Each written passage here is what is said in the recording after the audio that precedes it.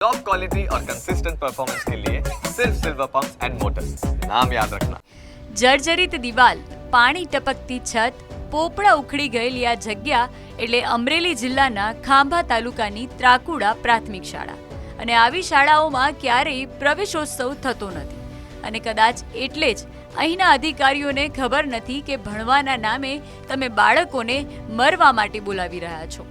શાળાની હાલત એટલી દયનીય છે કે આખી શાળામાં ખાલી તિરાડો અને પાણી ટપકાવતી છતો જ જોવા મળે છે. બાળકોને જ્યારે સતત વરસાદ આવતો હોય છે ત્યારે થોડીક બેસવામાં તકલીફ થતી હોય છે. અમારે અત્યારે ઓફિસમાં અને ઓફિસની ઉપર એક રૂમ છે, ત્યાં અમારે બાળકોને ભેગા ધોરણમાં બેસાડવા પડે છે. એટલે ભણાવવામાં પણ તકલીફ પડે છે અને બાળકોને ભણવામાં પણ તકલીફ પડે છે.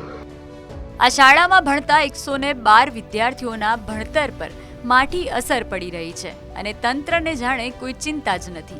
હવે અત્યારે અમારા ગામમાં સ્કૂલમાં 1 થી 8 ધોરણનું ભણતર ચાલુ છે અને કુલ લગભગ 112 જેવી સંખ્યા છે. પણ સ્કૂલમાં બિલ્ડિંગ જર્જરિત હોવાને કારણે 2 પાળી કરવી પડે છે અને અત્યારે સ્કૂલમાં હયાત છોકરાને બેસાડી શકાય એવા 2 જ રૂમ છે.